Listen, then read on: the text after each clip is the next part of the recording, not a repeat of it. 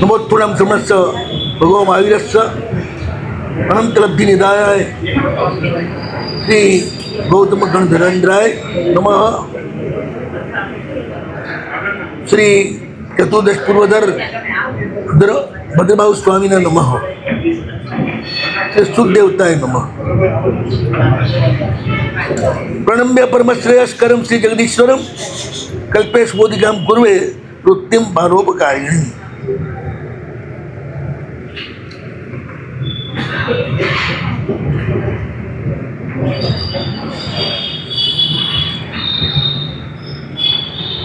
प्राचीन काल में साधुओं निरंतर विचरण करता रहता। चातुर्मासनो काळ आवे तर ज्यां पण योग्य क्षेत्र होय त्यां आगळ वस्ती याची अने रोकाई जता।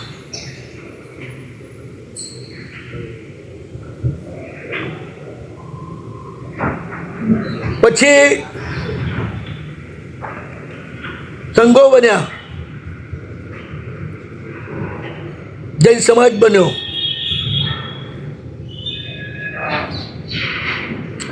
कच्छ वगैरे एनी मर्यादाओ बनी। एटले गुरुनी आज्ञा थाय त्या चातुर्मास करवानुं। जेटला ते गच्छना क्षेत्र होय ते गच्छपति गुरु ने विनंती करे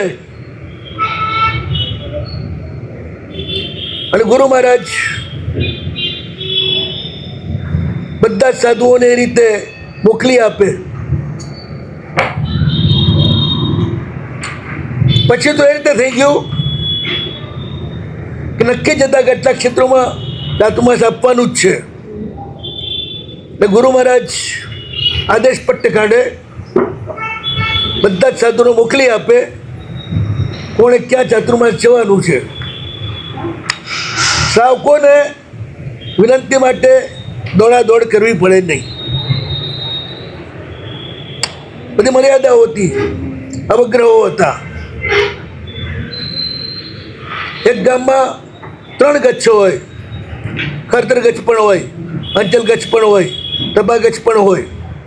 तो त्रणेय आचार्यो पोतपोताना उपाश्रयमां मुनिओने मोकली आपे अने एमनी निश्रामां बधा सावको आराधन करे।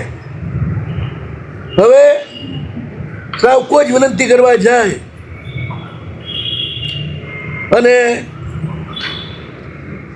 आचार्य महाराज अथवा मुनि भगवंत एमने हा पाड़े पछी चातुर्मास करवा आवे। बधी अलग अलग सिस्टम थई गई चातुर्मास जवानी। चातुर्मास योग्य क्षेत्र होवुं जोईए। आगळ आवशे कयुं क्षेत्र चातुर्मास योग्य छे। चातुर्मास करे त्यां मुनि मंगल निमित्ते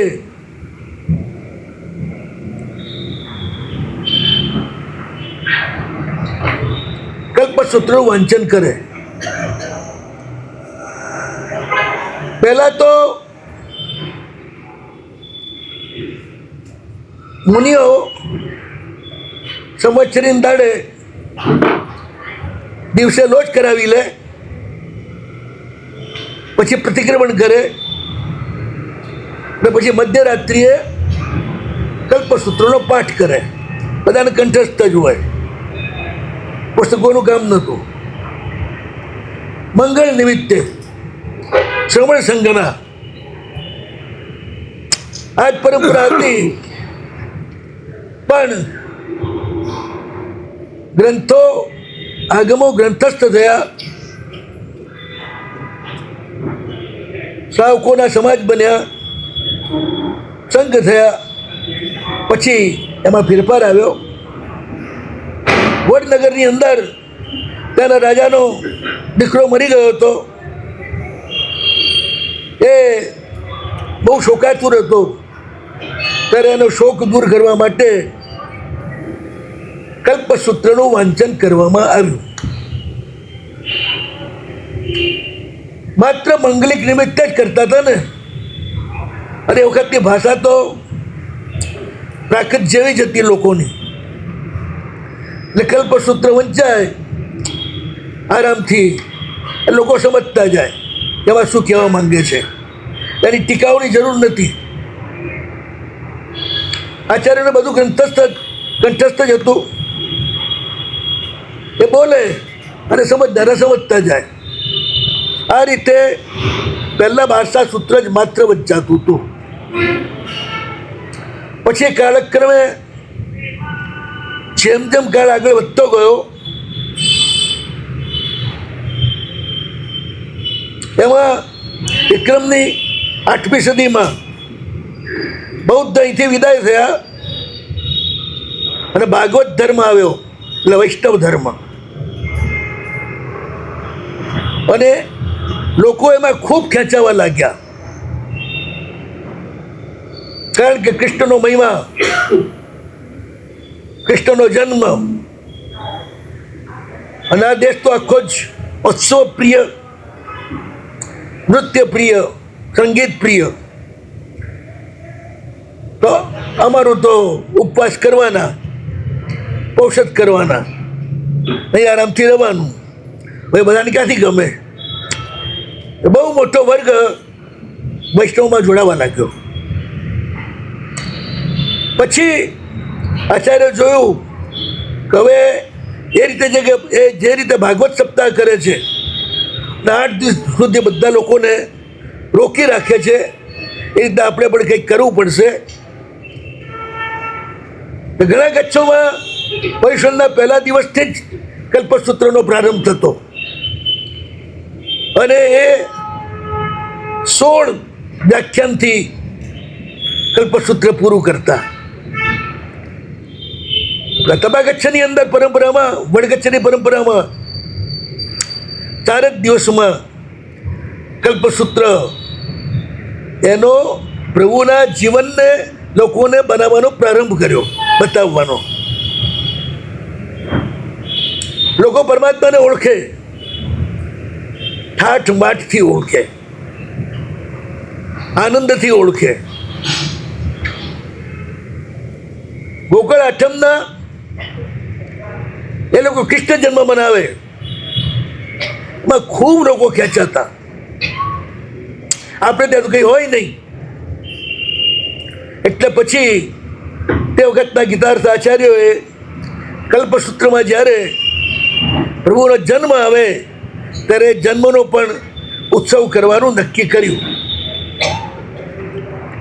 જ્યારે પણ લોકો અન્ય ધર્મમાં ખેંચાતા હોય ત્યારે એ લોકોને આવી રીતના આનંદ અને મંગળના આયોજનો આપવા જ પડે, અને તો જ લોકો ધર્મમાં સ્થિર રહે. એ રીતે છેલ્લા 500-700 વર્ષથી જ્યારથી ભાગવત સપ્તાહો આવ્યા ત્યારથી આપણું કલ્પસૂત્રનું 8 દિવસનું વાંચન આવ્યું. પહેલાં શું હતું? પર્યુષણમાં 8 દિવસ શ્રાવકો મંદિરની અંદર ભક્તિ કરે, પૂજાઓ, શાસ્ત્ર મહોત્સવો, ભવ્ય અંગીઓ, ભવ્ય સજાવટ, આખો સંઘમાં લાગેલો હોય. સાંજે પ્રતિક્રમણ કરે. સાધુનો કોઈ રોલ ના હોય તમારી સાથે, પણ કાલક્રમે એવું લાગ્યું કે પ્રભુનું જીવન જો આનંદમય રીતે નહીં બતાવવામાં આવે તો લોકો અન્ય ધર્મોમાં ખેંચાઈ જશે. એટલે એક પછી એક પેરેલલ અહીં પણ પ્રોગ્રામ શરૂ થયા. બાકી તો ગિરેશ્વરના શાસનમાં મુનિઓને માત્ર આગમના જ પાઠ કરવાના, આગમમાં જ અભિરત રહેવાનું, આગમના જ સ્વાધ્યાય કરવાના, ન સંસ્કૃત ન બીજી કોઈ ભાષા, ન કોઈ એનું ચિંતન કરવાનું. માત્ર આગમનો પાઠ, કર્મ નિજરા માટે જ જીવવાનું, શાસન પ્રભાવના માટે નહીં. પણ પછી જેમ કાળ અલગ આવતો ગયો તેમ તેમ શાસન પ્રભાવનાની જરૂર પડતી ગઈ, એટલે નવા નવા ઉમેરાતા ગયા પર્વ અને એના ઉત્સવો. તો આ રીતે કલ્પસૂત્ર અમે બોલીએ, ભગવાન ભાવિનું જીવન તમને સાથે સાથે સમજાવતા જઈએ. પછી કોઈ આચાર્ય ભગવંતને લાગ્યું યાર ચરિત્રની પણ નાની નોટ્સ હોવી જોઈએ, બધાને તો ક્યાંથી યાદ રહે, બધા ક્યાંથી યાદ કરે. સૌથી પહેલી ગિરપ્રભ સૂરી મહારાજે એ રીતે એક નાનકડી ટીકા તૈયાર કરી, આપણી ભાષામાં એને નોટ્સ કહી શકીએ. પછી તો અનેક મુનિઓએ એવી નોટ્સ તૈયાર કરી. ઘણી બધી પ્રતો 14મા 15મા સિક્કાની એની મળે છે, એ પણ અઘરી પડતી હતી. એટલે પછી 17મા સિક્કામાં ધર્મસાગરજી મહારાજે કલ્પ કિરણાવળી ટીકા લખી. ખડતર કચ્છના મુનિઓએ ત્યાં આગળ પણ વિસ્તૃત ટીકા લખી. એ ટીકામાં ભગવાન મહાવીરનું આખું વિસ્તારથી જીવન આપ્યું. પછી અહીંયા આગળ પણ તબગચ્છમાં 2 થી 3 ટીકા લખાણી, પણ એમાં સુબોધિકા ટીકા જે વિનય વિજય મહારાજની છે એ સૌથી સરળ રસાળ, એટલે મોટા ભાગે આજના સાધુઓ તબગચ્છના એ સુબોધિકા ટીકાના આધારે જ વાંચન કરે છે, કલ્પસૂત્રનો અર્થ સમજાવે છે. મૂળ કલ્પસૂત્ર 12 સૂત્રના નામે તમે ઓળખો છો, અને એ તો 4થા દિવસે સંવત્સરીના દાડે જ તમને સંભળાવવાનું. આ પ્રભુનું જીવન જાણવા માટેનું આપણો ઉપક્રમ છે. 3 દિવસ સંઘની આખી વ્યવસ્થા માટેની આ દિવસોમાં સંઘ ભેગો થાય એટલે એની વાત ચાલે. સંઘની વ્યવસ્થા, તમારા વિધિ વિધાનો કઈ રીતે કરવા, એ બધી વાત ચાલે 3 દિવસ. આ 4 દિવસ માટે 8 વ્યાખ્યાનમાં પહેલા ભગવાન મહાવીરનું ચરિત્ર, પછી તમારી પેઢી કેમ લખાય, નીચેથી કે ઉપરથી? નીચેથી લખાય. પહેલાં તમારું નામ આવે, પછી તમારા બાપાનું નામ આવે, પછી તમારા દાદાનું નામ આવે, એની ઉપર ને ઉપર જાઓ ને તમે. આમ નામ ભૂતકાળમાં જાઓ ને, બસ એવી રીતે આમાંય પહેલાં ભગવાન મહાવીરનું ચરિત્ર, પછી પાર્શ્વનાથનું ચરિત્ર, પછી નેમિનાથનું ચરિત્ર, અને પછી બધાને તો ક્યાંથી કહી શકે, પણ અહીંયા આગળ પ્રભુનું શાસન સૌથી પહેલું જેમણે થાપ્યું, જીન શાસન, એવા ઋષભદેવ ભગવાનનું ચરિત્ર. અને બાકીના બધા ભગવાન, એમનું નામ અને એ ભગવાનનું શાસન કેટલા વર્ષ ચાલ્યું એની નોંધ આવે. આ રીતે આ કલ્પસૂત્ર છે ને, ભગવાન ઋષભથી લઈ ભગવાન મહાવીર સુધીની હિસ્ટ્રી, અને પછી સ્થવિરાવલીમાં ભગવાન મહાવીરથી જેમણે આ ગ્રંથોને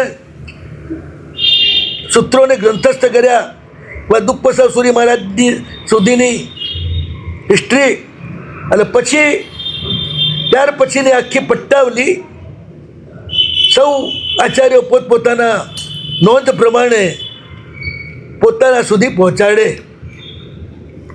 તમને તમારી કેટલી પેઢીની ખબર છે?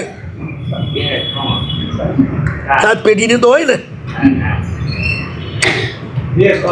અને હું તમને છેલ્લા દાડે અમારી 80 પેઢીની ખબર આપીશ.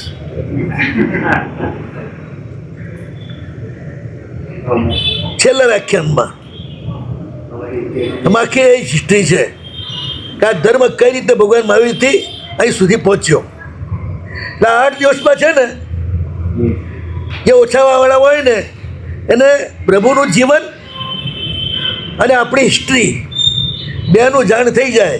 આટલી તો તમને ખબર હોવી જ જોઈએ. અને તમે જે ધર્મમાં છો એ ધર્મનું ઇતિહાસ અને એ ધર્મ, એના મહાપુરુષો, એના તીર્થંકરો, એની ઓળખાણ તમારે હોવી જ જોઈએ. ન હોય ને તો ગૌરવ ન ગણાય. એવું બધું ઓછું વધતું ભણો તો ચાલે, પણ તમે જે ધર્મના વારસદાર છો ત્યાં ઓછું વધતું ભણો તો ના ચાલે. બહેનો ખુરશી ઉપર બેઠેલા વાતો બહુ કરે છે એવી ફરિયાદ આવી છે.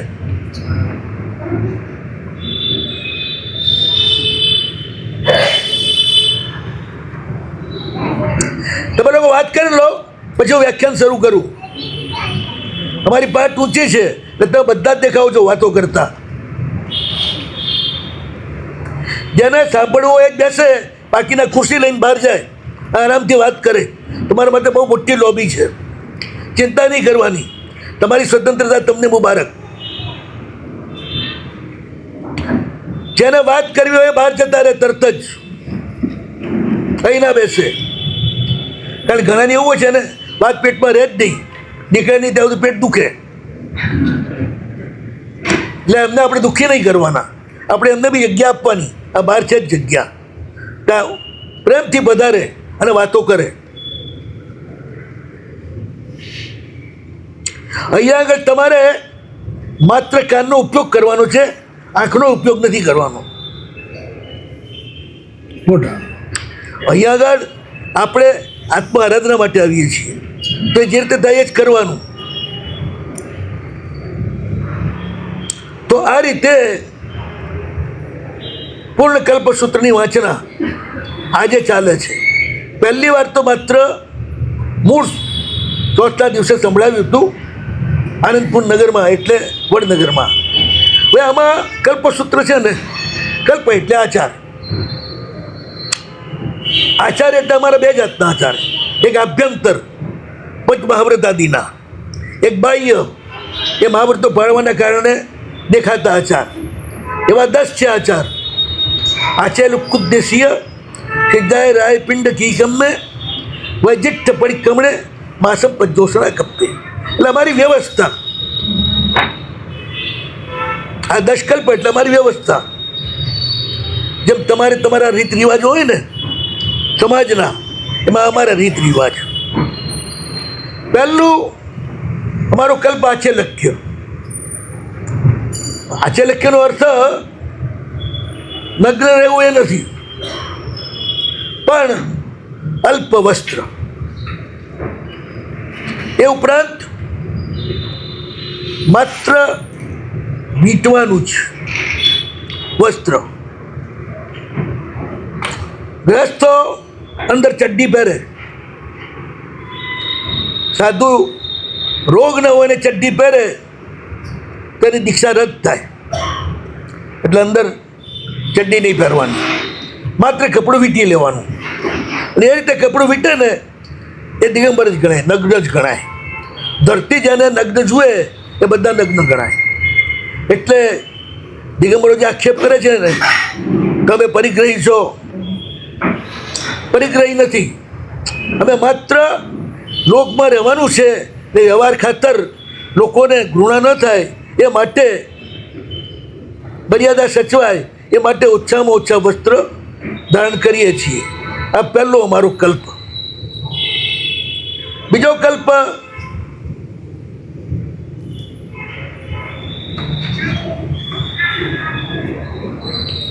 અમારા માટે બનેલું રસોઈ વપરાય નહીં. લગભગ આ દેશમાં બધા જ સંન્યાસીઓ એમના માટે બનેલું બહુ પ્રેમથી આરોગે. દરેક ભઠ્ઠોમાં જાઓ, બધે જ જાઓ તો સંન્યાસીઓ માટે સ્પેશિયલ બને. લોકો પણ સંન્યાસીઓને બોલાવીને જમાડે. એટલે આવું અમારા માટે જ્યાં બી બને, ઘરોમાં કે કોઈ બી સામાજિક સ્થળોમાં, ત્યાં અમારે ગોચરી વરવા જવાનું નહીં, એવું બધું લેવા જવાનું નહીં. સ્પેશિયલ અમારા માટે જ બધી વિરાધના થાય. એક બાજુ 6 જીવ નિકાય એને રક્ષાનું મેં વ્રત લીધું, પછી અમારા જ નિમિત્તે નિષ્કારણ આ રીતે બનેલી રસોઈ લેવી એ બિલકુલ અયોગ્ય છે. એટલે પહેલું અમારું એ. આમાં થોડીક મર્યાદા છે. પહેલાં અને છેલ્લા જિનેશ્વર એમના સાધુઓ કોઈ પણ એક સાધુ માટે પણ બનાવેલી હોય તો કોઈ પણ સાધુને ના ખપે. એક સમુદાય માટે બનાવેલી હોય તો પણ કોઈ સમુદાયને ખપે નહીં. લોકો બોલાતા ને અતિથિ ને સત્કાર કરવા બહુ માનતા, અમે પણ અતિથિ જ ગણાતા, કારણ કે અચાનક જ આવી જઈએ ને તમારે ત્યાં.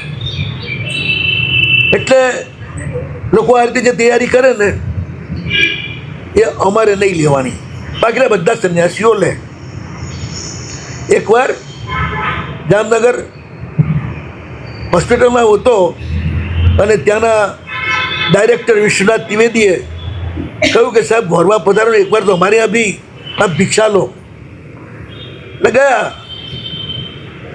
આટલી બધી ચપાટી કરીને રાખેલી મોટી મોટી. જ્યાં ઓરવા ગયા ને આખી ચપાટી ઉપાડી કે બાપજી લો. મેં કીધું ના ચાલે, એક રોટી લો. बाबूजी के हमारे तो सन्यासी आवे एक आदमी इतनी चपाटी तो उड़ा दे.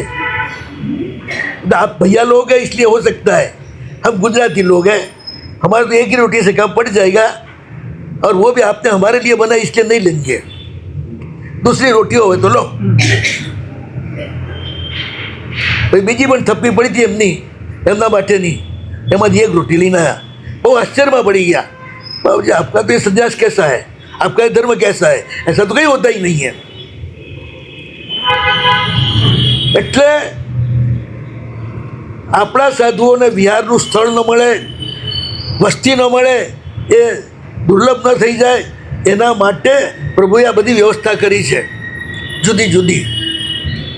પહેલાં તો જ્યાં પડે ને ત્યાં રોજ લડ્ડુ, એટલે માણસ એક દાડામાં થાકી જાય. હવે આપણે 500 સાધુ હોય અને આવી રીતે લેવા જાય તો ભાઈ સ્થાન જ ના મળે ને. એટલે આ રીતની વ્યવસ્થા ભગવાન ઋષભ અને મહાવીરના શાસનમાં આ વ્યવસ્થા કોઈને પણ ના ખપે. બધી વસ્તુ લેવાની આમાં, ગોચરી, પાણી, વસ્તી અને ઉપાશ્રય આ બધું લેવાનું. અમારા માટે બનેલું હોય તો ના ખપે.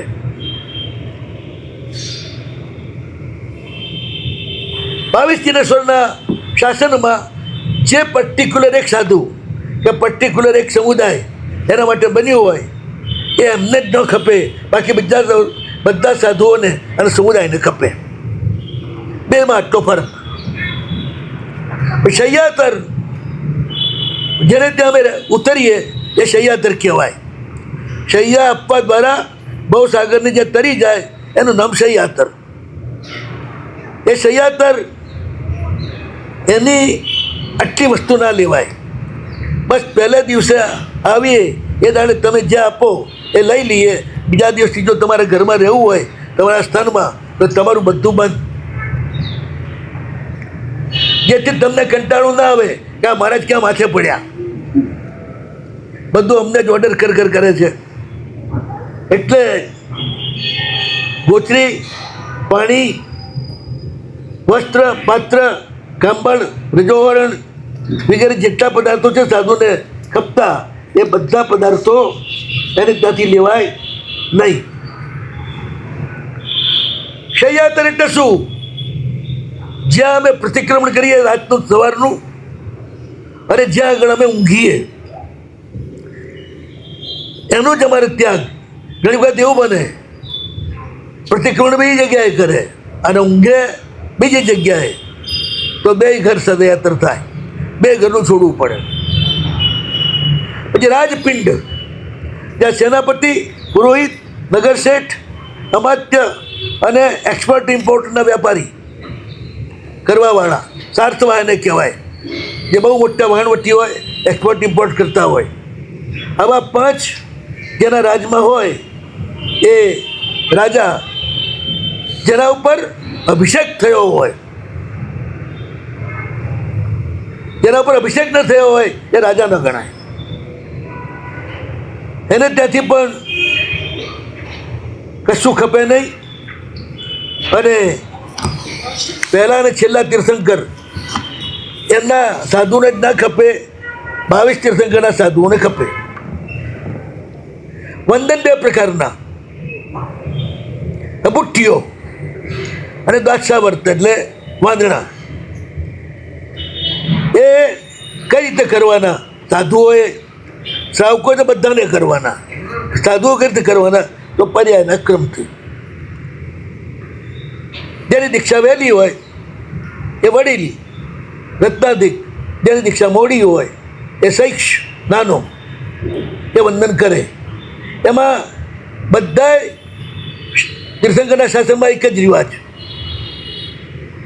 અને સાધ્વીઓનું એવું નહીં એ 100 વર્ષે દીક્ષિત હોય અને આજનો કોઈ દીક્ષિત હોય તો એને પણ સાધ્વીઓ વંદન કરે.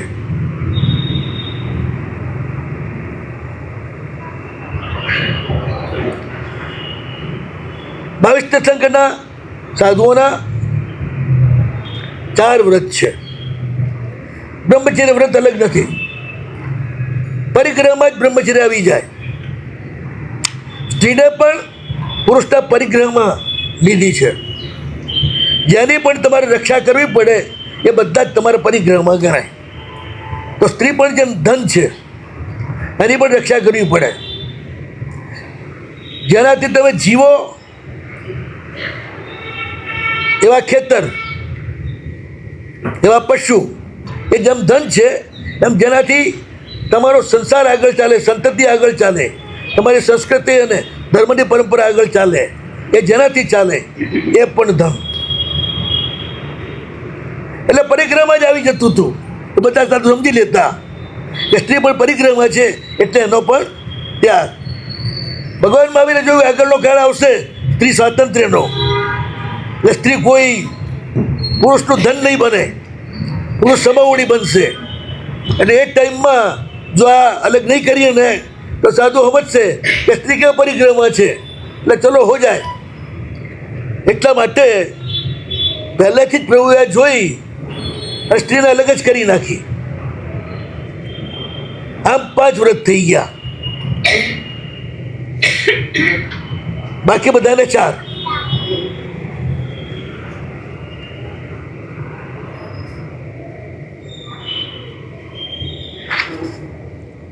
હવે નાના મોટા કોણ? દીક્ષા તો લે. ઉંમરથી નાના મોટા તમારા સંસારમાં તો એટલે ચાલે. ઉંમરથી નાના મોટા. તમારી ઉંમર તમારા જન્મ સાથે જોડાયેલી છે, અમારી ઉંમર મારા દીક્ષા દિવસ સાથે જોડાયેલી છે. મારી સાચી ઉંમર કેટલી? 74 વર્ષની. અને શરીરની ઉંમર કેટલી? 81 વર્ષની. પણ સાધુપણાની ઉંમર કેટલી? 74 વર્ષ. તો આ રીતે પૂર્ણ લઘુ વ્યવહાર આ રીતે જ કરવાનો. પણ પહેલાં ને છેલ્લા તીર્થંકર છે ને એમાં ચેલાઓની પરીક્ષા કરીને દીક્ષા આપવાની. એટલે પહેલાં કોઈ પણ દીક્ષા લેવા આવે પહેલાં બધે કોઈ જાતિ નાતી હતી નહીં, જૈન સંઘ જેવું હતું જ નહીં, શ્રાવક સંઘ હતો. પણ એ પણ ભગવાનના ઉપદેશથી જે ધર્મ પાળે, પણ એની સામાજિક કોઈ હતી નહીં. સામાજિક વ્યવસ્થા તો માત્ર ને માત્ર આર્ય વ્યવસ્થા હતી. બધા આર્ય હતા, હિન્દુ હતા.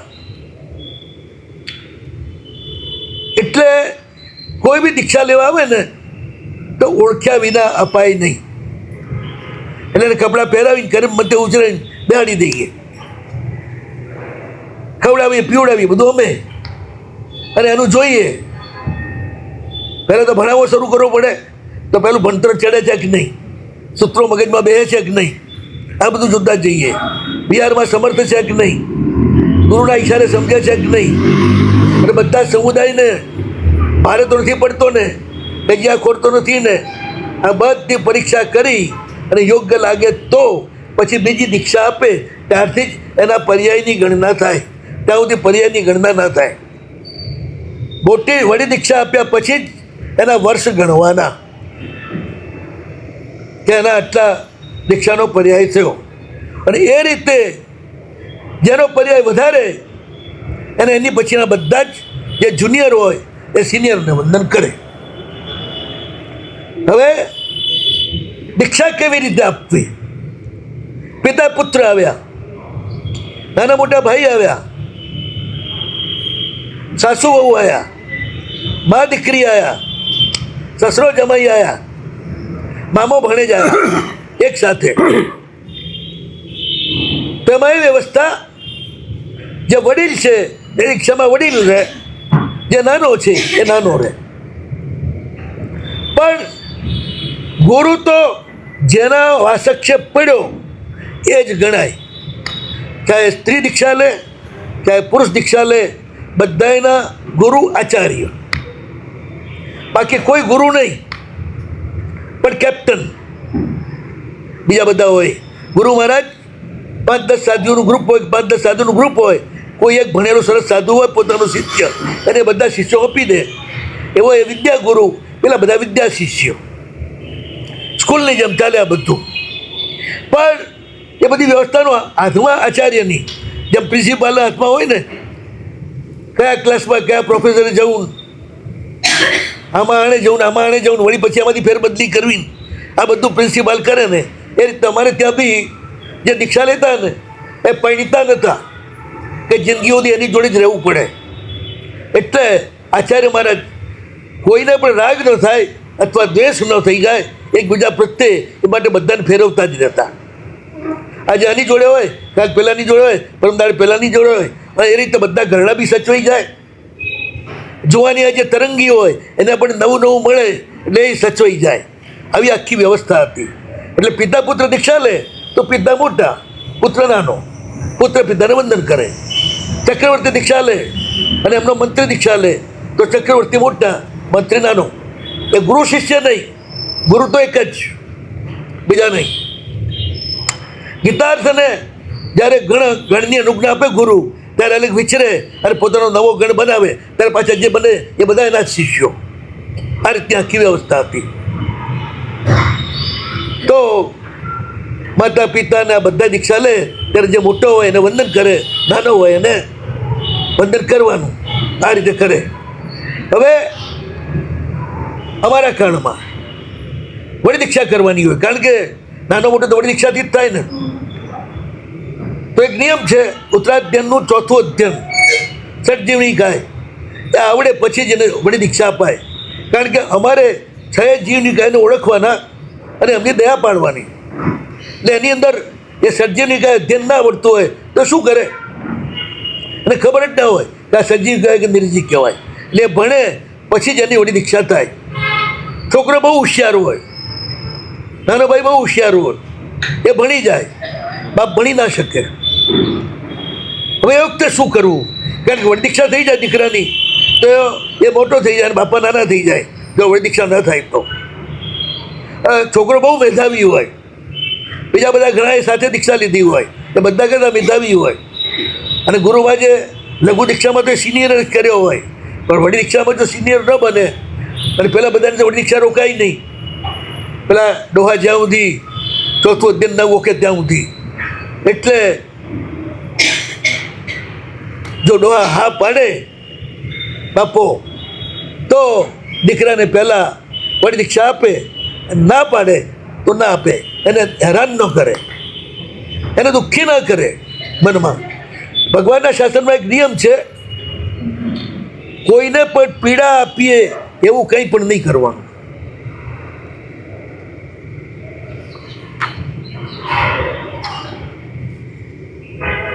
પ્રતિક્રમણ ઋષભ અને મહાવીરના તીર્થમાં એક જ છે. જ્યારે નિર્દોષ લાગે ત્યારે ઈજે આવી એમ કરી લેવાનું. બસ તમારે છે ને આ લાંબુ પ્રતિગુણ ના જોઈતું હોય ને તો 22 તીર્થંકરના ગાળામાં જન્મ લેવો અથવા 22 દેહમાં જન્મ લેવો, એટલે પંચાયત જ નહીં. ગ્રહસ્થોને તો ત્યારે પણ પ્રતિક્રમણ હોય, 12 વ્રત ધારીને પ્રતિક્રમણ હોય, પણ એ દોષ લાગે ત્યારે ઈડી આવી એમ. નહીં, 12 ગ્રહસ્થ છે શ્રાવક, એ તો પાપમાં જ બેઠેલો છે, એટલે તો 12 વ્રત ધારી હોય પણ એમાં જેટલા ચીજા લાગે ને એનું તો પ્રતિક્રમણ કરવું પડે ને. નહીં, એટલે તે વખતના સાધુને લાગે તો કરે, ન લાગે તો ન કરે. ના, સાવકને તો કરવું જ પડે ને. હા, એવા આપણા દાખલા મળે છે. મલ્લવાદી સુધી થયા ને એ એમનો ક્ષોભસમ બહુ મંદ હતો, એટલે યુવાન સાધુઓ બધા એમની ઠેકડી કરતા, એ ડોહાન ચાટી ગઈ. તો પછી ભરૂચમાં જઈને બેસી ગયા ઉપવાસ લઈને. જ્યાં સુધી સરસ્વતી આવીને વરદાન ના આપે ત્યાં સુધી નહીં ઊભો થવું કે એટલે પછી બધું જ બંધ. પણ એને બંધ ને પરિક્રમણ બંધ ને બધું બંધ. 21 દાડા સુધી બધી આમને આમ જ છે.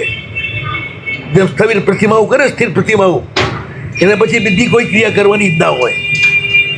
21 દિવસ ત્યાં બેસી રહ્યા અને 21મા દિવસે સરસ્વતી પ્રગટ થઈ અને વરદાન મળ્યું.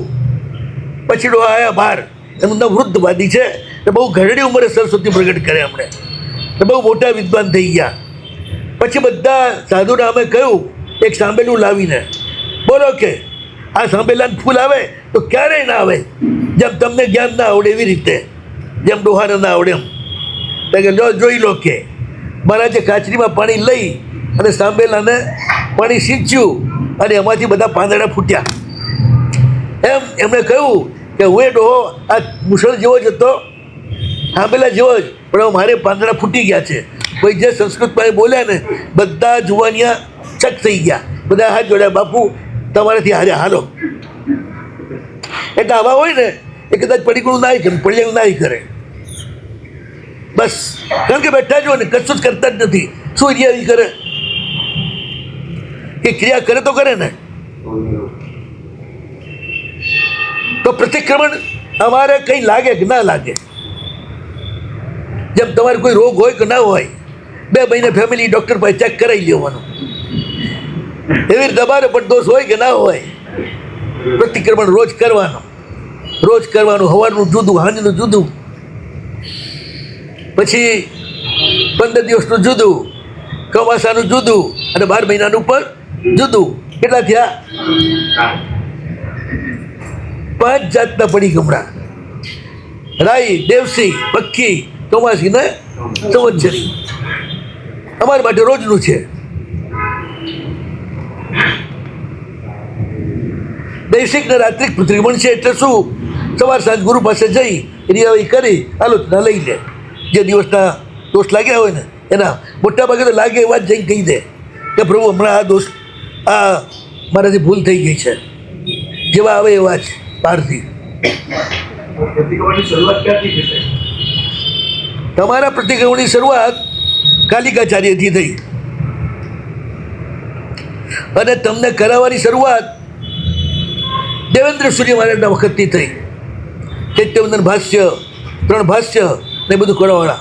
મૂળ વિધિ પ્રમાણે શ્રાવકની રીતે પ્રતિક્રમણ કરે ગુરુ નિશ્રામાં, અને ગુરુની રીતે પ્રતિક્રમણ કરે પોતાના આચાર્યની નિશ્રામાં. પણ ડિટ્ટો નહીં કરવાનું. ડિટ્ટો એટલે સમજ્યા ને? હું બોલું તમે બધા સાંભળો, ડિટ્ટો જ કહેવાય ને.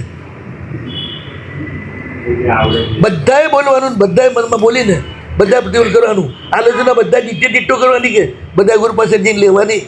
એક જણો લે એટલે બધાનું આવી ગયું. પેલા બારગઢમાં એવું હતું, પાણી નહોતું ને. હવે મસાણમાં જઈને આવ્યા પછી નાવું સી રીતે? પાણી તો મળે નહીં. 300 400 હાથે પાણી હોય, કોણ કાઢે એટલું બધું? એટલે શું કરી દે, કાંકરો લઈ અને કૂવામાં નાખે અને બોલે હાકે ડબકો બાકો ડબકો. આ તને અંદર નાખ્યો ને, તું ડૂબ્યો ને અમે ડૂબ્યા, હા અમે સાફ, ચલો આગળ. એવું છે આપણે અત્યારે. જ્ઞાન કશું હોય નહીં, બસ જે રીતે અમે કરીએ તે કરી લેવાનું તમારે. એ રીતે ચાલે છે. બધું સમજવું જોઈએ. સંસારમાં જેમ બધું સમજવા જાઓ છો ને એમ તમારું 5 પ્રતિક્રમણ પૂરેપૂરા સમજી લેવા જોઈએ. એટલે અમે ભણાવીએ ત્યારે અમે બોલતા જઈએ, અને અથવા તો તમે પોતે સાથે બોલતા જાઓ, અર્થ પણ ચિંતન કરતા જાઓ, ત્યારે પ્રતિક્રમણ સાચું થાય. બાકી આ બધું પ્રતિક્રમણ કેવું છે, મોક્ષ ના મળે ને ત્યાં સુધી આ બધું કર્યા કરો. એ તો પાછા હાવ નક્કી જાઓ તો નકામું થઈ જાય. એટલે થોડા રસ્તે તો રહો. હવે પર્યુષણા પહેલાંના છેલ્લા તીર્થંકરના સમયમાં જ ચાતુર્માસનું અવસ્થાન છે. 22 તીર્થંકરના ગાળામાં ચોમાસું છે જ નહીં. 12 માસ વિહાર કરે. એ કાળ એવો હતો કે જ્યારે જરૂર હોય ત્યારે જ વરસાદ આવી જાય ખેતરમાં. આ રીતનું નહીં તોફાન, વાવાઝોડા નહીં, ઝંઝાવાત નહીં, કશું જ નહીં. આ બધું જે છે ને ભગવાનના નિર્વાણ પછી શરૂ થયું છે. એ પહેલાં કશું જ નહોતું. એકદમ શાંત વાતાવરણ. અને બધાને બધું જ મળી રહેતું, કોઈ તકલીફ નથી. એટલે એમના જમાનામાં 22 તીર્થંકરના જમાનામાં ચોમાસું નહીં, અમારે ચોમાસું કરવાનું. અષાઢી પૂનમ આવે એટલે જ્યાં હોઈએ ત્યાં સ્થિર થઈ જવાનું. એ કાળમાં અષાઢી પૂનમના દિવસે જ આર્દ્રા નક્ષત્રમાં સૂર્યનો પ્રવેશ થતો. આર્દ્રામાં સૂર્યનો પ્રવેશ થાય એટલે ચાતુર્માસનો પ્રારંભ થાય નિશ્ચય નહીંથી. પછી સૂર્યચંદ્રની ગતિઓમાં ફેર પડવાને કારણે તારીખોમાં તો એનું એ જ ચાલે છે, પણ તિથિઓમાં ધીરે ધીરે ફેરફાર થતાં થતાં આજે આપણે 22 દિવસ લેટ થઈ ગયા છીએ. આર્દ્રા નક્ષત્ર બહુ વહેલું આવી જાય છે, એટલે અમુક સમુદાયોમાં જે છે આર્દ્રા નક્ષત્ર બેસે એટલે ચાતુર્માસના ક્ષેત્રમાં પહોંચી જ જાય, પછી વિહાર ના કરે. નંબીસુરમાનો સમુદાય છે, બાપજીમાનો સમુદાય છે, આ બધા બીજા બધા સમુદાયો છે ત્યાં મર્યાદા નથી પાડતા. પણ હકીકતે આર્દ્રા નક્ષત્રમાં વરસાદ થાય એટલે સાધુએ સ્થિર થઈ જ જવું જોઈએ. તો પૂનમના સાધુ સ્થિર થઈ જવાનું ને વરસાદ થાય છે ને એટલે ત્યાં આગળ સ્થાપના કરવાની. હવે ચોમાસાની સ્થાપના અને એ પહેલાં લોજ કરી લેવાનું. એટલા માટે વરસાદનું પાણી વાળમાં રહે તો ખૂબ વિરાદ ન થાય. એટલે ટકો થઈ ગયો હોય તો કોઈ પાણી ઉપર રહે નહીં, વાળમાં રહે નહીં, અને વાળને સુકાતા ઘણી વાર લાગે. ને મૂળ વિધિ એ હતી ચોમાસાના પહેલાં જ દાડે લોજ કરી નાખવાનું. પણ પછી કાલકાચાર્ય પછી એ વ્યવસ્થા એવી થઈ ચાતુર્માસની સ્થાપના ભાદરવા સુદ ચોથના જ થાય. એટલે મોડા મોડા ચોથ પહેલાં લોજ કરાવવાની આજે આ વિધિ ચાલે છે. હરિયાળમાં વિરાધના ન થાય એ માટેની આ વિધિ હતી. વાળમાં પાણી પડે તો જૂ થઈ જાય, લીક થઈ જાય, જીવાત થઈ જાય, પછી વિરાધ ન થાય, ખાજ આવે ને ખણી જવાય. તો એટલે પહેલાં જ વરસાદ પહેલાં જ રોજ થઈ ગયો હોય તેમાં કશું જ ના થાય. પણ હવે ગમે તે કારણસર આ બધી વિધિઓ બદલાઈ ગઈ અને અત્યારે જે વિધિ ચાલતી હોય એ વિધિ પ્રમાણે જ ચાલવું પડે. આ તો ખાલી રિયલ શું હતું એટલું જ તમને જણાવું છું. હવે સાધુ 4 મહિના એક જગ્યાએ રહે તો સારી જગ્યા મળે તો 4 મહિના એક જગ્યાએ રહે, ન મળે તો ભાદરવા સુદ પાંચમ મૂળ હતી ને પહેલાં તો અષાઢી પૂનમથી, પૂનમના આપણે ચોમાસી કરતા ત્યારથી 50 દિવસ સુધી પોતે ન સ્થાપી શકે ચોમાસું. અષાઢ સુદ પાંચમ, અરે અષાઢ સુદ પૂનમના તો અષાઢ વદ પાંચમ, અષાઢ વદ દસમ, 5 દિવસ વધારતા 10 તબક્કે છેવટે 50મા દિવસે તો ઝાડ નીચે પર કંઈ સ્થાન ન મળે તો ચોમાસું સ્થાપી દે. આ મારી વિધિ. જ્યાં ચોમાસું કરવાનું હોય ત્યાં માસકલ્પ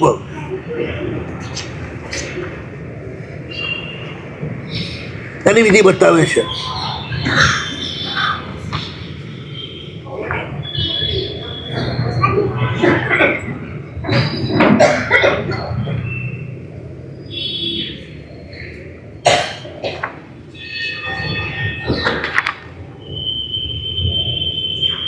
આનામાં કેમ ફેરફાર થઈ ગયો? આનામાં ફેરફાર થઈ ગયો. આ પાનું રબી આ મોક્ષ માર્ગ.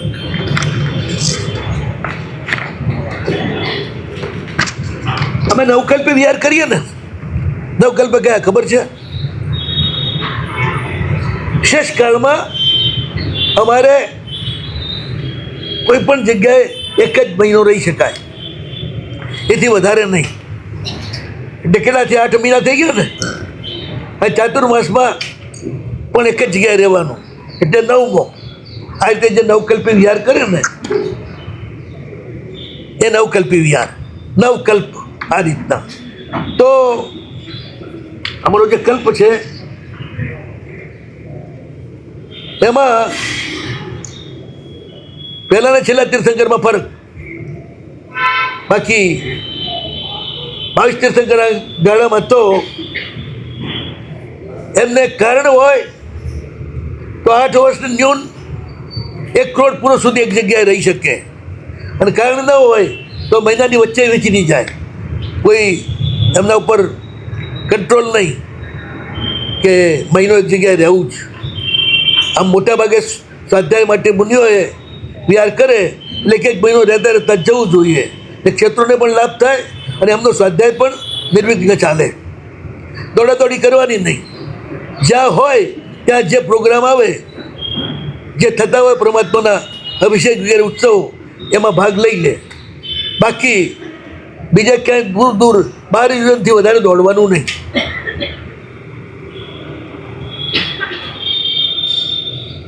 અને પહેલાં ને છેલ્લા તીર્થંકરના તો મુનિઓ માટે માસ કલ્પ જ નિશ્ચિત જ છે.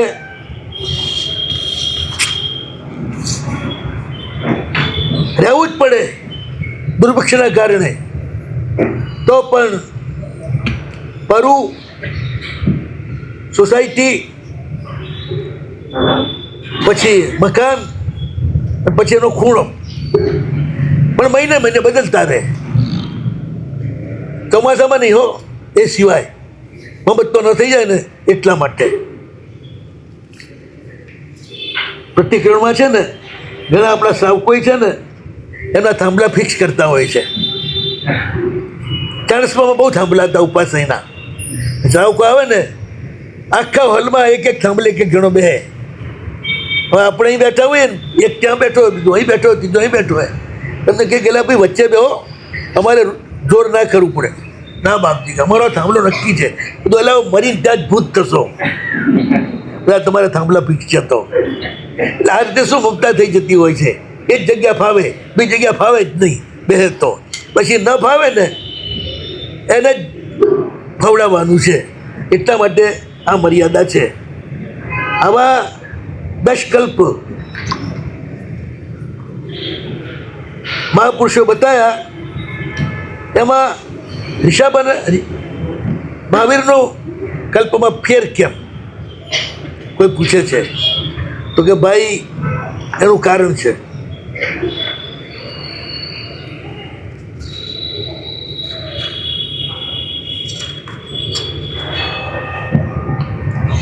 આપણે એને શું કહીએ છીએ? પ્રથમ તીર્થંકરના મુનિઓ જડ અને રુજુ, મધ્યમ તીર્થંકરના મુનિઓ રુજુ અને પ્રાગ્દમ, અને મહાવીરના મુનિઓ વક્ર અને જડ બે. ભાઈ ઉનાળો હોય ને તો બ્લેન્કેટ ઠઠાડીને નીકળો, ના જ નીકળો ને. સાલમ પાક ખાઓ, ના જ ખાઓ ને. તમને ખબર છે કે શિયાળામાં જ ખવાય, ઉનાળામાં ના ખવાય. પછી એ તમારો કલ્પ થયો. એમાં અમારા કલ્પ. ઋષભ તીર્થના હજી કાળની તમને ખબર નથી. આરાઓ એટલે શું આમાં આવશે હમણાં. ભગવાન મહાવીરનું જ્યારે જન્મની વાત આવશે ને એટલે ચરિત્રની પ્રારંભમાં જ આવશે. 12 આરાઓ છે. એમાં ધર્મનો કાળ કેટલો બોલો આપણે ત્યાં?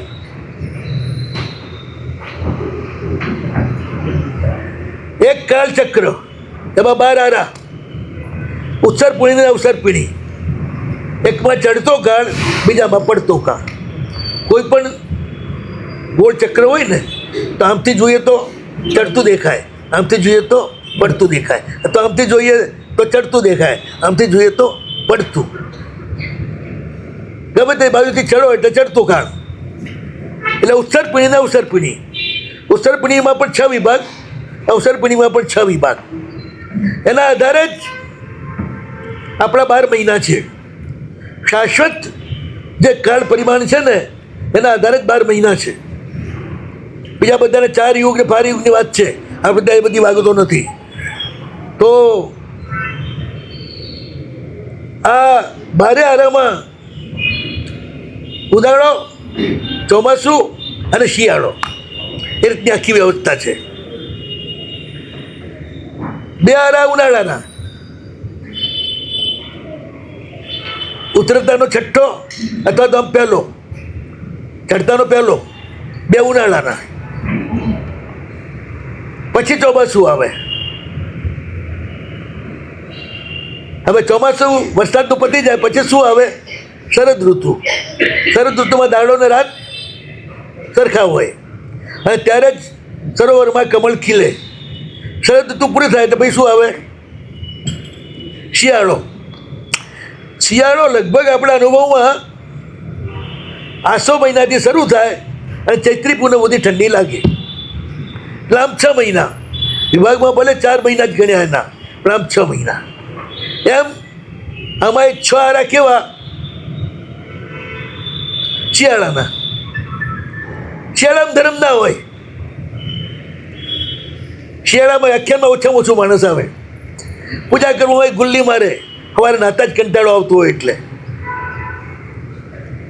ઉનાળામાં ગરમી આવે તો પછી સ્ફૂર્તિ આવે, પછી બધું શરૂ થઈ જાય તમારું.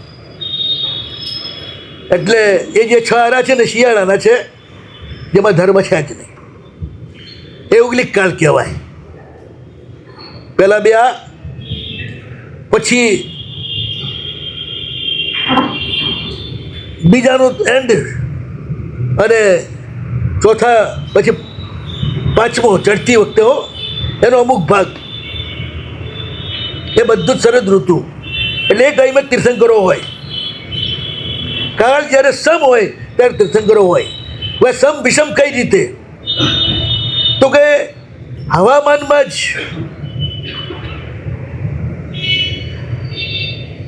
શીત વધે, ઉષ્ણતા ઘટે.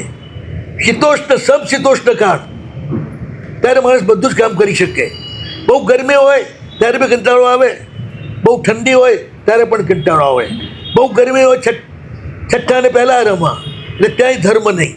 બહુ ઠંડી હોય 5મો, ચોથો, 5મો, છઠ્ઠો, પહેલો, બીજો, ત્રીજો, 18 કોટાકોટી સાગર પંપનો કાળ વચ્ચે આવે. પણ એ આખો શિયાળો. એમાં નાશ નથી થતો. ધર્મ બંધ થઈ જાય છે. કેમ? ધર્મ કરવા માટે પહેલાં જ વસ્તી જોઈએ. કાળ એકદમ ઠંડો આવે ને એટલે ફર્ટિલિટી લગભગ ખતમ થઈ જાય. એટલે ઉગલિક કાળમાં આખા જીવનમાં એક દીકરો ને એક દીકરી જ થાય. એથી વધારે કોઈને પણ ના થાય. તે પણ છેલ્લે જ. એટલે કોઈ એક્સ્ટ્રા હોય જ નહીં કે જે ધર્મ કરી શકે, સંસાર છોડી શકે. વંશ બી ચાલવો પડે ને, પ્રકૃતિની વ્યવસ્થા છે. એટલે એમાં શું હોય છે? અત્યંત શીતકાળ હોય. સુષમ સુષમા,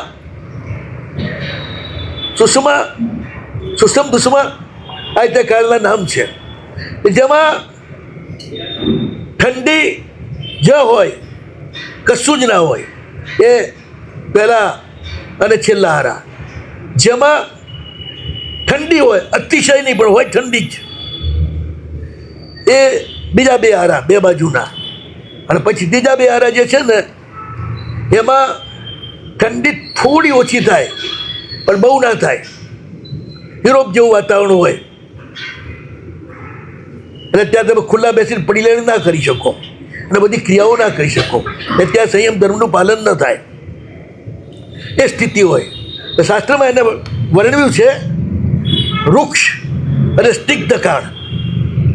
સ્નિગ્ધ કાળ હોય ત્યારે પૂર્ણ જડતા હોય, એ ધર્મ ન કરી શકે. વૃક્ષ કાળ હોય ત્યારે બધું વાંકું જ હોય, એટલે એ પણ ધર્મ ન કરી શકે. તમે જુઓ ને, ઉનાળામાં ગરમીથી બધું વાંકું થઈ જાય ને, ડાળીઓ વાંકી થઈ જાય, સરોવર સુકાય, એમાં એની જે પડતો હોય માટી હોય જેમ સુકાય એમ વાંકી થતી જાય ને. વૃક્ષકાળમાં એ રીતે. વૃક્ષકાળમાં લોકો છે ને વાંકા બી હોય અને પાણી જ નથી એટલે જળ બી હોય. પછી જે ચોથો આરો છે ને, એમાં સમશીતોષ્ણ કાળ છે. જેમ શરદ ઋતુમાં હોય ને બધું સરખું, એવી રીતે ગરમી એ સરખી ને ઠંડી એ સરખી. એટલે એ ઋતુમાં જ ધર્મ આવે, એ ઋતુમાં જ માણસમાં ફર્ટિલિટી વધે, એ ઋતુમાં જ પ્રજા વધે, અને પ્રજા વધે તો જ ધર્મ માર્ગનો પ્રારંભ થાય, એ સિવાય થાય નહીં. મનુષ્ય સિવાય તો કોઈ ધર્મ કરી શકે નહીં, અને મનુષ્યનું બીજ તો સુરક્ષિત રાખવું જ પડે, એ તો આગળ પછી આવ નાસ્તી થઈ જાય. તો આ રીતે ચોથો આરો જે છે એ સમશીતોષ્ણ કાળ છે. ચડતામાં શરદ ઋતુ, ઉત્તરતામાં વસંત ઋતુ, અને વસંત ઋતુ પછી શું આવે? એટલે આપણો પાંચમો, છઠ્ઠો અને છઠ્ઠો, પહેલો આ ચારે આરા છે ને, દુશ્મા અને દુશ્મા છે. દુશ્મા એટલે ગરમ, અને દુશ્મા એટલે માત્ર ગરમ, રાતે ગરમ ને દાડે ગરમ, કશું હોય જ નહીં બીજું. એ કાળમાં ધર્મ ન થાય. આ જે છે દુશ્મન એટલે ગરમ કાળ જ છે. એટલે આપણું બધું જ ઘટેલું છે. પહેલા આરાને લઈને જ્યાં સુધી સ્નિગ્ધ હવા છે ને, અને અતિ સ્નિગ્ધ હવા હોય ને, ત્યારે ઓક્સિજન ના હોય. તમે એવરેસ્ટ ઉપર જાઓ ને તો તમને ઓક્સિજનની બહુ તકલીફ થાય, ત્યાં ઠંડુ વાતાવરણ છે. એટલે અહીંયા આગળ ગરમ વાતાવરણ છે ને, એટલે ઓક્સિજન મળી રહે છે. એમાં કાળમાં પણ એવું જ છે. યોગલિક કાળમાં ઓક્સિજન નથી હોતો, એટલે અગ્નિ નથી હોતો. અગ્નિ ના હોય એટલે કર્મભૂમિ ના હોય, કર્મભૂમિ ના હોય એટલે ધર્મ પણ ના હોય. આ રીતે આ બધો કાળમાં ફરક છે. વાતાવરણમાં જે ફરક પડે છે, જે ચેન્જિંગ આવે છે કાળનું ડાયમેન્શન જ બદલાય છે. આ રીતે કાળ જાણે ઝડપી થઈ જાય છે. પહેલાં અને પેલી બાજુના છેલ્લા આરામાં કાળ બિલકુલ સ્લો હોય છે. એટલે એમાં બધું જ મોટું હોય, શરીર મોટા હોય, આયુષ્ય મોટા હોય, બધું જ મોટું હોય, અને ભૂખ સાવ નાની હોય. વાતાવરણ એટલું સ્નિગ્ધ હોય કે જઠરાગ્નિ લગભગ હોય જ નહીં. એટલે એક બગના દાણા જેટલું ધરતી ખાય ને તોય પેલા 3 ગાઉના શરીરવાળાનું પેટ ભરાઈ જાય. ધરતી જેટલી મીઠી હોય. હવે એવી ધરતીમાં જે પાકે એ કેવું હોય? પણ એક તો પાકતું જ નથી. એટલી બધી ઠંડી છે ને, અતિશય ઠંડી હોય ત્યાં પાકે. ઉત્તર ધ્રુવમાં કંઈ પાકે, દક્ષિણ ધ્રુવમાં કંઈ પાકે. બસ એ સ્થિતિ છે એ 6 આરાઓની. અને ઉત્તર ધ્રુવ દક્ષિણ ધ્રુવમાં મનુષ્યની વસ્તી કેટલી? સૌથી થોડી. એટલે જ એ આરામાં પણ વસ્તી બહુ થોડી.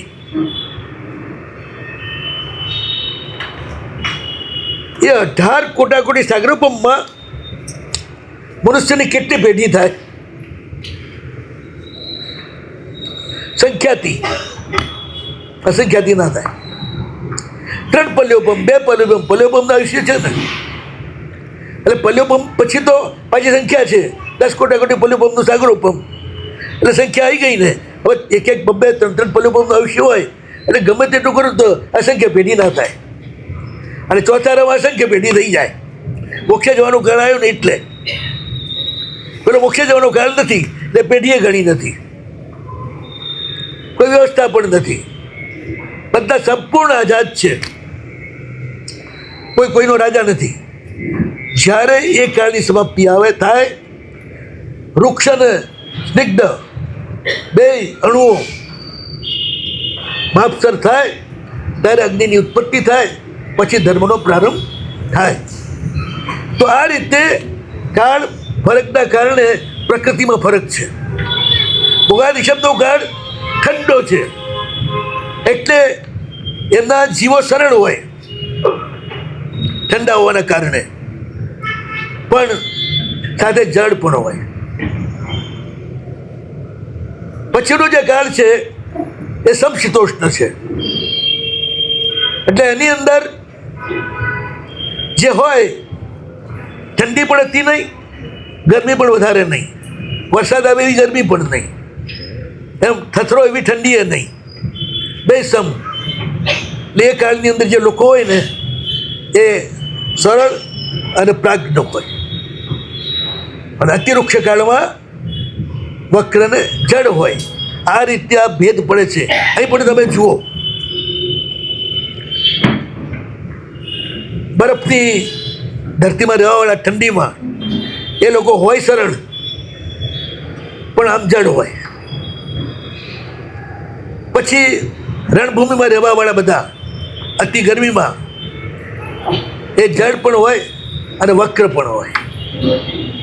અને જ્યાં આગળ સમશીતોષ્ણ છે એ બંગાળથી લઈને ગુજરાત સુધીની આખી પટ્ટી પૂર્વથી પશ્ચિમની,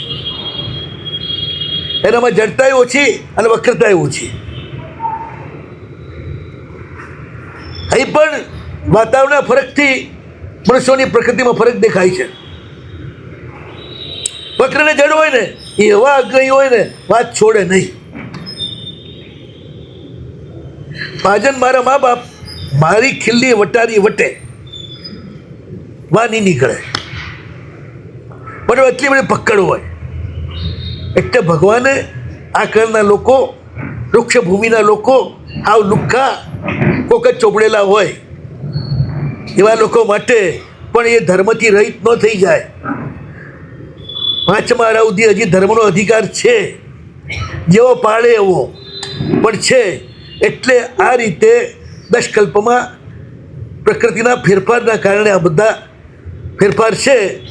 પછી એ બધી તમે કથાઓ સાંભળો જ છો દર સાલ. પેલા નટડીને જોવાવાળાને, નટને જોવાવાળાને, નટને નટ બને ન જોવાવાળા એક પ્રકૃતિથી બતાડી દીધું. પણ મૂળ શું છે, અત્યારે તમે સીધું કહો ને તો એ લોકોને વાંકવું પડે. આ કાળ જ એવો છે. ઘણા આવીને ફરિયાદ કરતા સાહેબ કે મેં બધાનું ભલું કર્યું અને મારું હું બદનામ જ થયો છું. તો આ કાળ જ એવો છે. આ સીધાનો કાળ જ નથી, બધો વાંકાનો જ કાળ છે. યશ મળે જ નહીં તમને.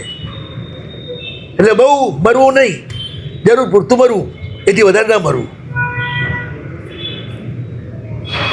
આ રીતે એક જ મોક્ષ માર્ગ એ પ્રકૃતિ ભેદથી એમાં આવા બધા આચાર ભેદ થઈ ગયા.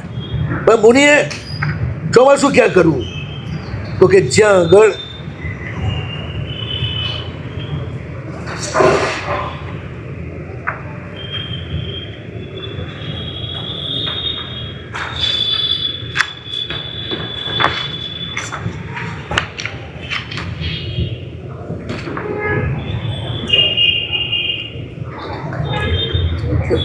આમાં આગળ પાછળ થઈ જાય છે.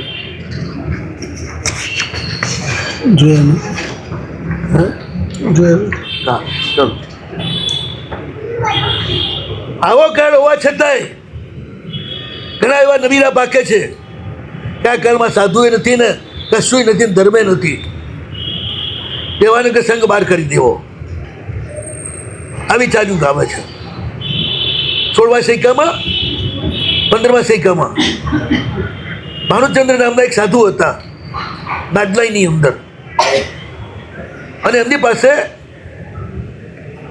કટુક શાહ નામના એક શેઠ બહુ પ્રાજ્ઞ હતા. એ દીક્ષા લેવાની ભાવના કરવા લાગ્યા. ત્યારે ભાનુચંદ્રે કહ્યું કંઈ દીક્ષા લેવાની જરૂર નથી, અત્યારે કોઈ સાધુ છે જ નહીં. તું તાર 12 વ્રત પાળ, બ્રહ્મચર્ય પાળ અને ધર્મ કર. અને એમાંથી આખો કડવામતી મત નીકળ્યો, જેના વચલા ગાળામાં એક એક ગામમાં હજારો ઘર હતા જૈનોના, એના અનુયાયી. થરાદમાં, રાધનપુરમાં, વેડમાં, લુલાડામાં, અમદાવાદમાં એ આખો એરિયો એમનો હતો. કડવામતી 3 થોઈવાળા, એ ચોથી થોઈ ન કરે. એટલે આવી રીતે જે બોલે ને સંઘ બહાર કરવો. આજે પણ એમ શ્રીમદ રાજચંદ્રના જે કેલકાઓ છે એ પણ એ જ કહેતા હોય છે આજે ક્યાં સાચા સાધુ જ છે, સદગુરુ છે જ નહીં, બધા કુગુરુ જ છે એમ કરીને એનાથી દૂર થાય છે. તો એવા જે હોય ને આવી વાતો કરતા હોય એનો સંગ ના કરવો ક્યારે પણ. જેવો છે તેવો. હવે આજે સોનું નથી ને ચાંદી નથી ને કાગળ છે, તો કાગળથી ચલાવો છો કે નહીં વ્યવહાર? કે ના પાડો છો કાગળ નહીં જોઈએ, સોનું કે ચાંદી જ લાવો?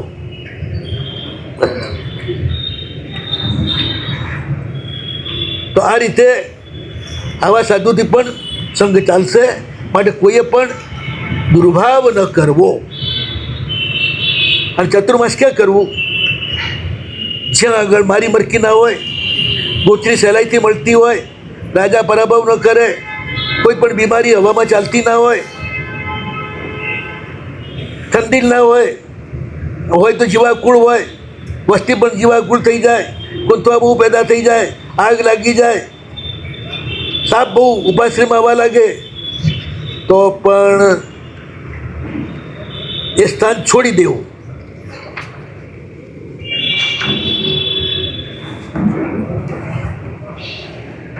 ક્યાં રહેવું?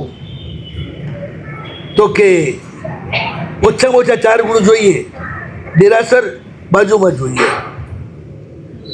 બળમૂત્ર પઠાવવા માટે કોઈની પણ નજર ન પડે અને સાધુ બહાર જઈને જઈ શકે એવી ઠંડી ભૂમિઓ જોઈએ.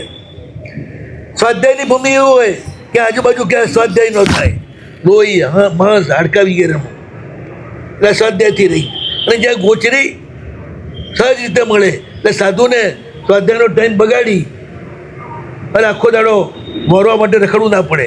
કારણ કે પેટ પડે બાટિયા તો ભજન કરે મોતિયા. પેટમાં બાટી પડે ને તો જ ભજન થાય. ગોચરી પૂરતી ના મળે તો પછી 2 કલાક રખડવું પડે. એટલો સ્વાધ્યાયમાં વ્યાઘાત થાય.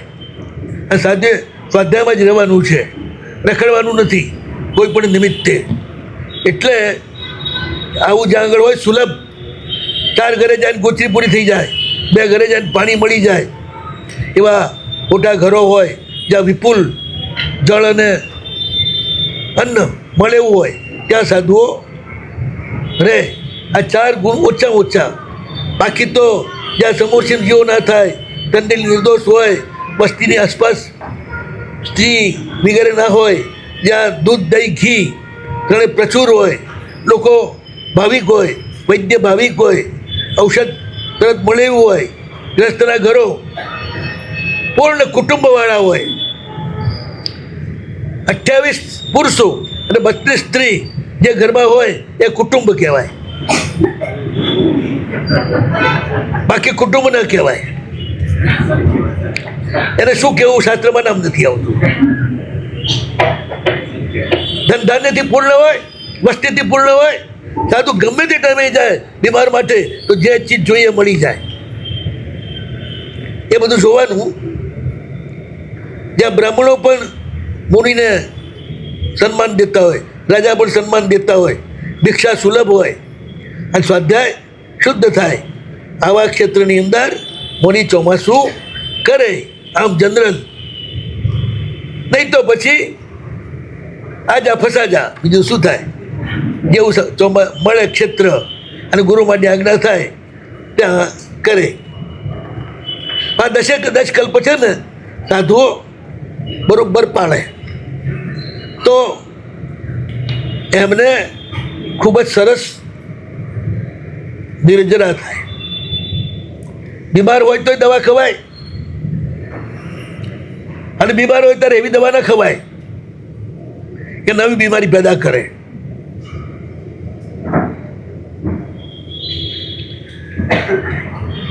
એક દવા રોગ મટાડીને બીજો એક રોગ નવો કરે, જેમ એલોપેથી.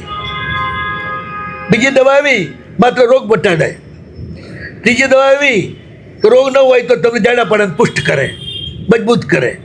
તો કઈ દવા લેવાય? ત્રીજી જ લેવાય ને, પહેલી બીજી તો ના જ લેવાય ને. બસ એ રીતે સાધુ એ રીતે વર્તું. હવે ચાતુર્માસ રહેલો સાધુ મંગળ માટે પરીક્ષણા પર્વ આવે ત્યારે 5 દિવસમાં કલ્પસૂત્ર વાંચે. એ કલ્પસૂત્ર સર્વસૂત્રોમાં શ્રેષ્ઠ છે. તેના રચયિતા ભદ્રબાહુ સ્વામી છે, જે બધા જ અક્ષરના અને અનક્ષરના પર્યાયો એના વિદ્વાન હોય એ ચતુર્દશ પૂર્વોત્તર ગણાય. કેટલું જ્ઞાન હોય! જેમ જીમસે બતાવ્યું છે કે 52 અક્ષરને જોડો તો કેટલા શબ્દ બને? આ વૈજ્ઞાનિક હતો અને ઇતિહાસકાર પણ હતો બ્રિટનનો. તેને ત્યાં બતાવ્યું છે કે પૃથ્વી પેદા થઈ ત્યારથી એ લોકોના મતે 10 કરોડ વર્ષ થયા. આખી પૃથ્વી ઉપર છાપખાના હોય અને બધે જ છપાતું હોય ને તો પણ 52 અક્ષરને જોડવાથી જેટલા શબ્દ બને એ છપાય નહીં. આપણે હાથીનું માપ આપ્યું છે એ જૂના જમાનાનું માપ છે. હું તમને નવા જમાનાનું માપ બતાવું છું. 10 કરોડ વર્ષમાં આખી ધરતી ઉપર છાપખાના હોય ને તો પણ છપાય નહીં 52 અક્ષરની જોડ. જેમ ક મ લ ક મને લ બન્યા જોડાયા એટલે ત્યાં એમ બધી ભાષાઓ તો અક્ષરવાળી જ છે ને. એ ઉપરાંત નિરક્ષર એટલે સંજ્ઞાઓ.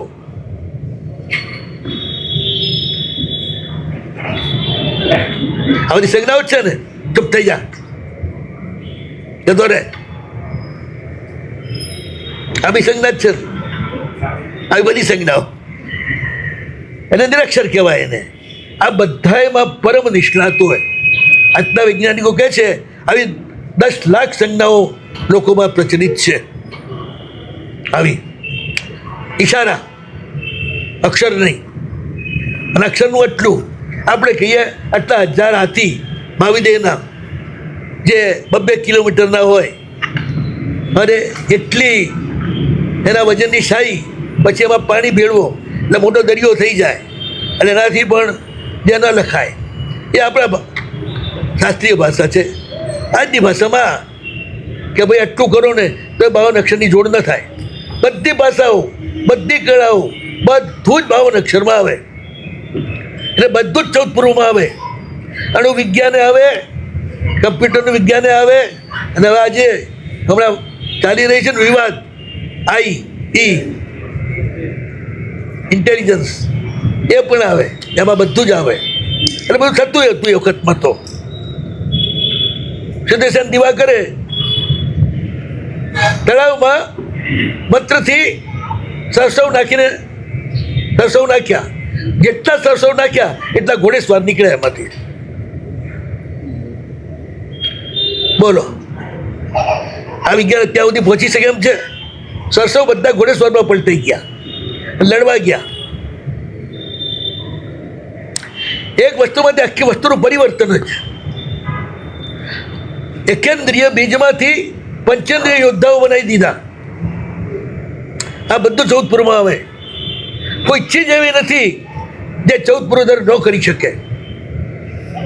હાથમાં પથ્થર લે અને 2 મિનિટ પછી તમે જુઓ તો સાકરનો ગાંગડો હોય કે હીરો હોય. બધા જ પરમાણુમાં બધા જ ધર્મ સમાયેલા છે. અને 14 પૂર્વ દર એમાંનો ગમે તે ધર્મ ગમે ત્યારે પ્રગટ કરી શકે.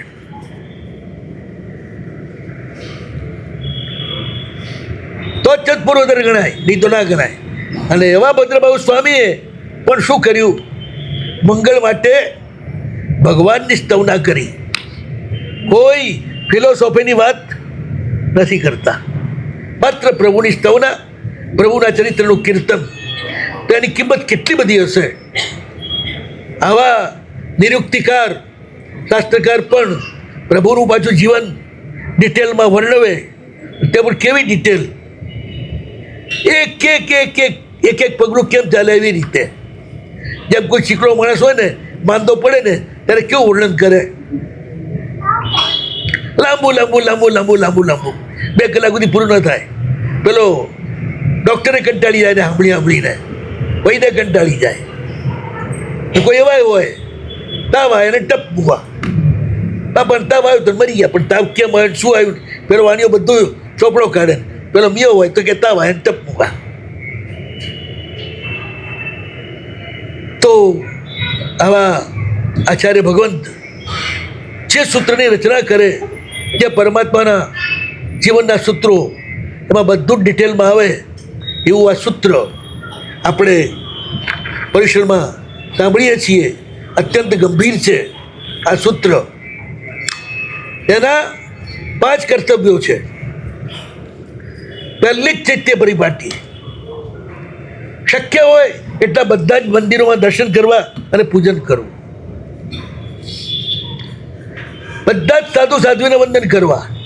આ દિવસોમાં પર્વ દિવસે જેમ બધા જ સાધુ સાધુને વંદન કરવાનું હોય ને એવી રીતે આ નિયમ બધાને લાગુ પડે, સાધુ સાધુને લાગુ પડે અને તમને લાગુ પડે. બધા જ સાધુને વંદન કરવાનું, સંવત્સરિક પ્રતિક્રમણ કરવાનું, સાધર્મિકોની ક્ષમાપના કરવાની અને અઠમનો તપ કરવાનો. આ કલ્પસૂત્ર શ્રવણના 5 કર્તવ્યો છે. રોજ મંદિરના દર્શન કરવાના, આજુબાજુ એના પણ ટાઈમ પહોંચે તો કરવાના. બધા સાધુઓને વંદન કરી લેવાનું. આપણે ત્યાં હોય એટલા, આખા વડોદરામાં એટલા તો ત્યાં પહોંચી ના શકો. સંવત્સરનું પ્રતિક્રમણ કરવાનું ઓછામાં ઓછું. પણ સાધર્મિકની ક્ષમાપના યાદ રાખજો હો, 2 લાખ ગેલા આવતા નહીં. નાઈ ધોઈ ચોખ્ખા થઈને આવજો. કોઈની સાથે કંઈ પણ બગડ્યું અને મન દુઃખ થયું હોય તો બધા ચોપડા ચોખ્ખા કરી નાખજો. કોઈનું લેણું કાઢતા નહીં, એટલે સમજ્યા નહીં. ઝઘડો થાય ને 2 વર્ષ પહેલાંની વાતો બતાવે, બહેનોએ ઝઘડો થાય ને તો 12 વર્ષ પહેલાંની વાતો બતાવે. અને તમે ઝઘડો થાય તો તમે એ રીતે બધો જૂનો ઇતિહાસ ઉકેલો તો ક્ષમાપના કરી ના કહેવાય. એ બધા ચોપડા વાળી નાખવાના. એક વખત તમારા મગજમાં કોઈના માટે કોઈ છબી ફિટ થઈ ગઈ ને તો તમે એ રીતે જ જોવાના એને. આ તો આમ જ કરે, આ તો આવું જ કરવાના. એટલે સંવત્સરિક પ્રતિક્રમણમાં તમારે neat and clean and neat થવાનું છે. બિલકુલ શુદ્ધ, બિલકુલ સાફ, નાના બાળકની જેમ. કલાક પહેલાં લડતા હોય અને કલાક પછી પાછા 2 ભેગા થઈને હા મામી ચોકલેટ ખવડાવતા હોય, એવા થઈ જવાનું. કોઈ ગાંઠ રાખવાની નહીં. આ બહુ ગાંઠ રાખે છે ને એટલે આજના જમાનામાં કેન્સર બહુ થાય છે. બહેનોને વળી કેન્સર શા માટે? પણ બધી ગાંઠ જ રાખતી હોય મનમાં. આ આમ છે ને, આ તેમ છે ને, આ આવી છે ને, તેવી છે ને. એ દાડે મેં નથી વાત કરી, પેલી વહુને માથું બહુ દુખતું હતું. ડૉક્ટરે પછી એને અંદર ઉતરતા ઉતરતા ખ્યાલ આવ્યો એની સાસુ તરફ બહુ ઘૃણા છે. એ ધીરે ધીરે એનું બ્રેન વોશિંગ કરી સાસુની ઘૃણા કઢાવી, સાવ નીકળી ગઈ. સાસુ જોડે દોસ્તી થઈ અને માથું દુખતું બંધ. અને મોટા ભાગે બહેનોને માથું ન દુખતું હોય એવું બહુ ઓછી પડે. એનું કારણ જ આ છે. આવા કોઈને કોઈની ગરબડ માથામાં રાખી હોય એટલે આ સંવત્સરના છે ને આ માથાનો દુખાવો કાઢી નાખજો. કોઈની સાથે કંઈ બી થયું અને વધારે કોની સાથે થાય જે બાજુમાં હોય ને જ થાય ને. બોલો, ત્યાં ઉભેલો કૂતરો કાઢે કે બાજુમાં હોય એ કૂતરો કાઢે? ઝઘડો તો જેની હાથે રહેતા હોય નહીં થાય ને. એટલે બધું પતાવી નાખવાનું તો પડીકણું સાચું થશે. કાંટો કાઢ્યા વિના રોજ માટેના પાટાપિંડી કરશો તો પાછું કાપવું પડશે. એ પેલા ડૉક્ટરો છે ને ઓપરેશન કરતાં ભૂલી જાય, કાતર અંદર જ રહી જાય. તો પેલા દુખે તો પાછું પેટ ફાડીને કાતર કાઢવી પડે. એવું આપણે થાય. ફળ જોઈતું હોય ધર્મનું તો જગતના સર્વ જીવો સાથે મૈત્રી સાધો તો જ મળે, નહીં તો ના મળે. ફસલ સારી જોઈતી હોય તો કમ્પ્લીટ નિંદામણ કરવું જ પડે. નિંદામણ પૂરેપૂરું કરે તો જ ફસલ સારી ઉગે. એમ કમ્પ્લીટ આ બધા કાંટા જેટલા હોય ને અંદરના કાઢી નાખો ને તો જ તમારું પર્યુષણા પર્વ તમને ફળશે. સંવત્સરનું પ્રતિક્રમણ તમને આરોગ્ય આપશે. તમારા ઘણા બધા રોગ મટી જશે. અઠમનું તપ છે ને એ પણ એટલા માટે જ છે. મન વચન અને કાયા ત્રણેને શુદ્ધ કરવા માટે છે. મનના 3 શલ્ય છે એને કાઢી નાખવા માટે છે. પછી આપણી 3 શરીર છે, ઔદારિક, તૈજસ અને કાર્બન. સ્થૂળ શરીર, સૂક્ષ્મ શરીર અને કારણ શરીર અજયનોની ભાષામાં. આ 3 શરીરની શુદ્ધિ કરવાની છે. અને ભોજન દ્વારા જ 3 શરીર અશુદ્ધ થાય છે. એટલે 3 શરીરની શુદ્ધિ માટે અઠમ કરવાનો. એટલે અંદરના બધા જ શલ્ય નીકળી જાય. ત્રીજા ઉપવાસે અને સાચી ક્ષમાપના થઈ જાય. અને સાચી ક્ષમાપના થઈ જાય તો તમારું વરસ સુધરી જાય. નાક કે તું જેમ અઠમ કર્યો ને જન્મતા જ આગલા બહુની વાત સાંભળીને, તો નાની ઉંમરનો અઠ્ઠમ તો બહુ પ્રભાવ આપે. નાની ઉંમરમાં જેટલો તપ થાય ને, કે મોટી ઉંમરમાં ગમે તેટલો તપ કરે તોય નાના છોકરાના અઠ્ઠમ કે અઠ્ઠાઈની બરોબરી ના કરી શકે. બાળકોનું એટલું મહત્વ છે. અને નાખ્ય તો એ માત્ર નાનકડી ઉંમરમાં જ અઠ્ઠમ કર્યો, 6 મહિનાની ઉંમરમાં જ કેટલો પ્રભાવ એનો પડ્યો. એકલો થઈ ગયો તો દેવતાના પ્રભાવથી રાજાએ એને ઉછેર્યો. અને નગરી ઉપર રાજાનો દુશ્મન દેવ આખો પહાડ ફેંકતો હતો, એક આંગળી ઉપર એણે ઝીલી લીધો. આ તપની તાકાત એક અઠ્ઠમની. અને ભગવાનની પૂજા કરતા કરતા નાગે ડંખ માર્યો અને કેવળ જ્ઞાન થઈ ગયું. 3 ઉપવાસની એટલી બધી તાકાત છે. કમસે કમ 3 ઉપવાસ કરી લેવા. ડૉક્ટર ના પાડે ને તો તમે 21 ઉપવાસે કરી લો. તમારે પાણી સિવાય કશું પીવું નહીં. તો તહત્તી ઓપરેશન હોય અમુક જાતના, પાણીનું એક ટીપું ના મળે 2 દિવસ સુધી, તમે તરફડિયા મારો, પણ તમારા ઘરવાળાને બધા જોયા કરે તમાશો, પણ તમને પાણી ના આપે. એટલે પરવશપણે તો બધું જ કરી શકો છો. એકવાર હું ખંભાતમાં હતો, હજારો ઢોરોને જતા જોયા. મેં પૂછ્યું ક્યાંથી આવો છો? સાહેબ જેસલમેરથી આવીએ છીએ, અને ભયંકર દુષ્કાળ છે એટલે આ બાજુ સુકાળ છે એટલે આવ્યા છીએ. તો તમારી ઢોરોની હાલત કેવી છે? બાપજી, કોઈ દયાળુ ઘાસ નાખે તો મારા ઢોરોને ઘાસ મળે, પાણી મળે. આમાં એવાય ઢોર હશે જેને મહિનાથી એક તણખલું એના મોઢામાં નહીં ગયું હોય, અને તો રોજ ચાલવાનું 20, 25, 30 કિલોમીટર. પરવશપણે પશુઓનીમાં આ રીતે આપણે ઘણું સહન કર્યું છે, ઘણા તપ કર્યા છે. ત્યાં કંઈ આપણા વાંધા વચકા કામ આવ્યા નથી. તો અહીંયા આગળ સ્વઈચ્છાથી પણ આ રીતે સંપૂર્ણ જીવદયા પાડવા માટે એક પણ જીવની આપણે હત્યા ન કરવી પડે. 3 દિવસ માટે 24 અઠ્ઠમ હોય એટલે અપકાય બચી જાય, વનસ્પતિ કાય બચી જાય, અગ્નિકાય પણ બચી જાય, બધા જ બચી જાય. આ બધાની અહિંસા પડાય. અને 24 અઠ્ઠમ કરવાનો ન થાય તો ગરમ પાણી જયણા, પણ અઠ્ઠમ તો કમસે કમ કરવો જોઈએ. 6 મહિનાનો બાળક પણ કરી શકે, તો તમે કંઈ એના જેટલા તો નાનકડા નથી જ. બધા મોટા છો, મેચ્યોર છો, એટલે સંકલ્પ કરવાનો કે આપણે બધાએ અઠ્ઠમ કરવો છે.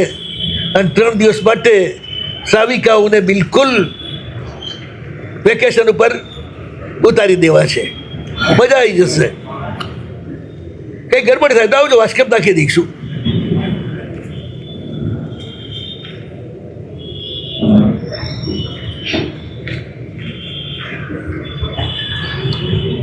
કલ્પસૂત્રમાં શું છે તો તમને પહેલાં જ કહી ગયો. કલ્પવૃક્ષની બરાબર છે, એટલે એમાં